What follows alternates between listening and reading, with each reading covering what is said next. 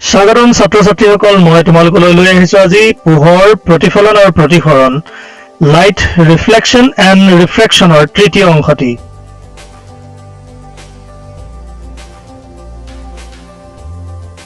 আজি আমি আলোচনা কৰিম গোলাকাৰ লেন্সৰ দ্বাৰা প্ৰতিসৰণ প্ৰথমেই জানিলো প্ৰতিসৰণ কি প্ৰতিসৰণ হৈছে পোহৰ ৰশ্মিৰ এনে এক পৰিঘটনা যাৰ ফলত কোনো এক স্বচ্ছ মাধ্যমৰ পৰা অন্য এক লঘুতৰ অথবা ঘনতৰ মাধ্যমলৈ গতি কৰোঁতে দুই মাধ্যমৰ সন্ধিতলত পোহৰ ৰশ্মিয়ে ইয়াৰ দিশৰ পৰিৱৰ্তন ঘটায় পোহৰৰ প্ৰতিসৰণ কিছুমান নিৰ্দিষ্ট নিয়মৰ মাজেৰে ঘটে তাৰে প্ৰথমটি আপতিত ৰশ্মি প্ৰতিসৰিত ৰশ্মি আৰু স্বচ্ছ মাধ্যম দুটাৰ সন্ধিতলত আপতন বিন্দুত তনালম্ব একেখন সমতলত থাকে দ্বিতীয়টো প্ৰদত্ত মাধ্যম যুগল আৰু প্ৰদত্ত ৰঙৰ পোহৰৰ বাবে আপতন কোণৰ সাইন আৰু প্ৰতিসৰণ কোণৰ সাইনৰ অনুপাত এটা ধ্ৰুৱক যদি আপতন কোণ I আৰু প্ৰতিসৰণ কোণ R হয় সাইন I আৰু সাইন R ৰ অনুপাত এটা ধ্ৰুৱক এই ধ্ৰুৱক মানটোক প্ৰথম মাধ্যমৰ সাপেক্ষে দ্বিতীয় মাধ্যমৰ প্ৰতিসৰণাংক বোলে আলোচনা কৰিবলৈ লৈছো গোলাকাৰ লেন্স কি গোলাকাৰ লেন্সৰ বহুতো প্ৰকাৰৰ ভিতৰত এই পাঠটিত কেৱল দ্বি উত্তল আৰু দ্বি অৱতল লেন্সৰ বিষয়েহে আলোচনা কৰিম গোলাকাৰ লেন্স হৈছে স্বচ্ছ পদাৰ্থৰে তৈয়াৰী এনে এক আহিলা যাৰ অতি কমেও এটা নাইবা দুয়োটা পাৰ্শ্বপৃষ্ঠ দুটি গোলকৰ অংশ হয় এই ক্ষেত্ৰত দুয়োটি পাৰ্শ্বপৃষ্ঠ উঠঙা হোৱা বাবে এই লেন্সখন দ্বি উত্তল লেন্স বা সৰলকৈ উত্তল লেন্স অন্য এক প্ৰকাৰৰ গোলাকাৰ লেন্সৰ দুই পাৰ্শ্বপৃষ্ঠ দুটি গোলকৰ অংশ আৰু ইহত ভিতৰলৈ সোমোৱা এই ধৰণৰ লেন্সক দ্বি অৱতল লেন্স বা সৰলকৈ অৱতল লেন্স বোলে গোলাকাৰ লেন্সৰ দ্বাৰা প্ৰতিসৰণ কেনেদৰে হয়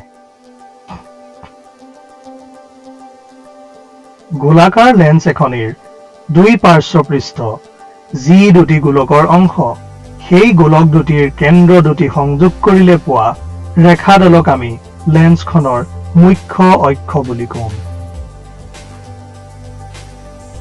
গোলাকাৰ লেন্সখনৰ সোঁমাজৰ যি বিন্দুৱেদি মুখ্য অক্ষডাল পাৰ হৈ যাব সেই বিন্দুক লেন্সখনৰ আলোক কেন্দ্ৰ বুলিব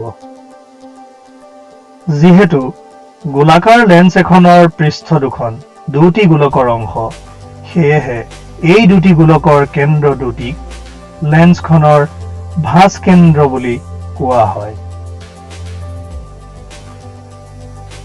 গোলাকাৰ লেন্সৰ মুখ্য ফোকাছ কি এখন উত্তল লেন্সৰ বাবে মুখ্য ফোকাছ হৈছে লেন্সখনৰ মুখ্য অক্ষত থকা এনে এটি বিন্দু য'ত প্ৰতিসৰণৰ পিছত মুখ্য অক্ষৰ সমান্তৰালকৈ অহা ৰশ্মিবোৰ একত্ৰিত হয় আনহাতে এখন অৱতল লেন্সৰ বাবে মুখ্য ফোকাছ হৈছে মুখ্য অক্ষডালত থকা এনে এটি বিন্দু য'ৰ পৰা মুখ্য অক্ষৰ সমান্তৰালকৈ অহা পোহৰ ৰশ্মিসমূহ প্ৰতিসৰণৰ পিছত অপসাৰী হোৱা যেন লাগে আমি ব্যৱহাৰ কৰা দ্বি উত্তল বা উত্তল লেন্সৰ বাবে লেন্সখনৰ দুয়ো দিশে দুটিকৈ মুখ্য ফোকাছ পোৱা যায় গোলাকাৰ লেন্সৰ ঘূৰণীয়া ঘেৰটোৰ ব্যাসৰ মাপকে এই লেন্সখনৰ গবাক্ষ ছিদ্ৰ বোলা হয় যিসমূহ লেন্সৰ ভাঁজ ব্যাসাৰ্ধ গবাক্ষ ছিদ্ৰতকৈ যথেষ্ট ডাঙৰ হয় তেনে লেন্সৰ ক্ষেত্ৰতেই ভাঁজ ব্যাসাৰ্ধ ফোকাছ দৈৰ্ঘ্যৰ দুগুণ হয় গোলাকাৰ লেন্সৰ দ্বাৰা প্ৰতিসৰণ 3 important rules Rule 1 মুখ্য অক্ষৰ সমান্তৰালকৈ অহা ৰশ্মি মুখ্য ফোকাছৰ মাজেদি প্ৰতিসৰিত হয় আনহাতে অৱতল লেন্সৰ ক্ষেত্ৰত লেন্সৰ একেফালে থকা মুখ্য ফোকাছৰ পৰা ৰশ্মিবোৰ অপসাৰী হোৱা যেন লাগে Rule 2 মুখ্য ফোকাছৰ মাজেৰে যোৱা ৰশ্মি প্ৰতিসৰণৰ পিছত মুখ্য অক্ষৰ সমান্তৰালকৈ পাৰ হৈ যাব। আনহাতে অৱতল দাপনৰ ক্ষেত্ৰত লেন্সৰ বিপৰীত দিশৰ ফোকাছলৈ গতি কৰা পোহৰ ৰশ্মি প্ৰতিসৰণৰ পিছত মুখ্য অক্ষৰ সমান্তৰালকৈ ওলাই আহিব। ৰুল 3 লেন্সৰ আলোক কেন্দ্ৰৰ মাজেৰে যোৱা পোহৰ ৰশ্মি কোনো বিচ্যুতি নোহোৱাকৈ নিৰ্গত হ'ব।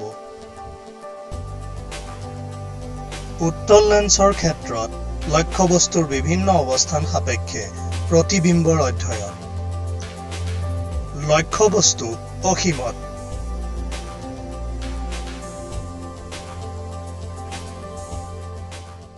তেন্তে প্ৰতিবিম্বৰ অৱস্থান ফোকাছ F2ত আকাৰ অতি সংকুচিত আৰু প্ৰকৃতি হঠ আৰু ওলোটা। লক্ষ্যবস্তু C1 অৰ্থাৎ টুৱাইচ F1ৰ বাহিৰত।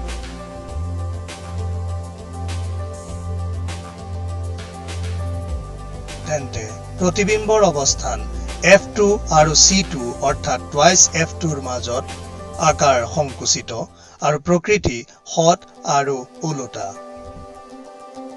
লক্ষ্যবস্তু C1 অৰ্থাৎ টুৱাইচ F1ত।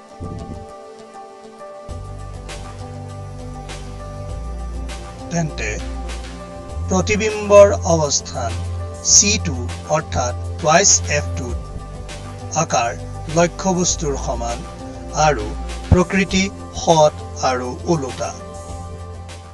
লক্ষ্যবস্তু C1 অৰ্থাৎ টুৱাইচ F1 আৰু F1ৰ মাজত। তেন্তে প্ৰতিবিম্বৰ অৱস্থান C2 অৰ্থাৎ টুৱাইচ F2ৰ পৰা আঁতৰত আকাৰ বিবৰ্ধিত আৰু প্ৰকৃতি হঠ আৰু ওলোটা। লক্ষ্যবস্তু ফোকাছ F1ত।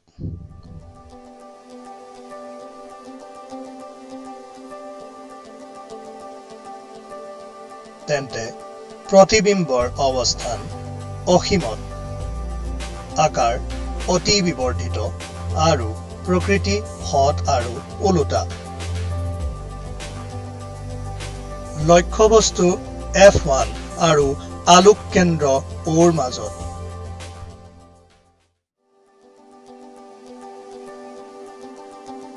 তেন্তে প্ৰতিবিম্বৰ অৱস্থান লক্ষ্যবস্তুৰ দিশত লেন্সৰ বাওঁহাতে আকাৰ বিবৰ্ধিত আৰু প্ৰকৃতি হ'ব অহঠ আৰু থিয়। অৱতল লেন্সৰ ক্ষেত্ৰত প্ৰতিবিম্ব গঠন। লক্ষ্যবস্তুৰ অৱস্থান অসীমত।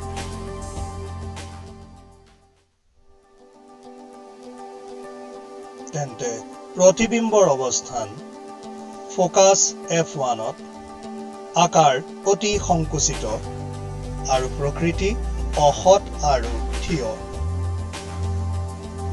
লক্ষ্যবস্তু অসীম আৰু আলোক কেন্দ্ৰৰ মাজত যিকোনো ঠাইত।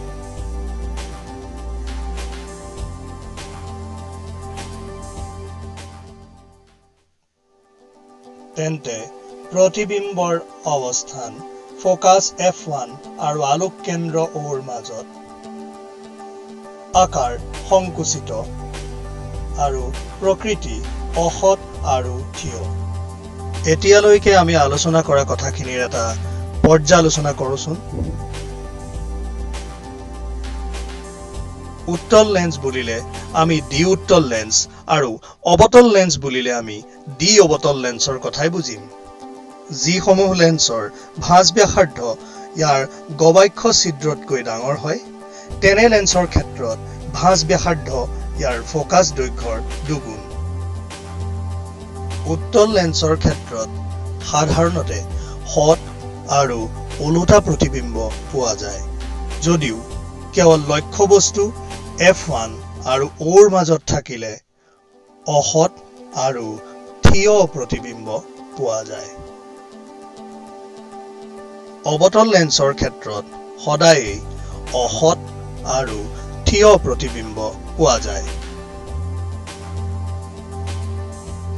ভালদৰে আয়ত্ত কৰিবলৈ ভিডিঅ'টো পজ আৰু ৰিৱাইণ্ড কৰি চাব পাৰা।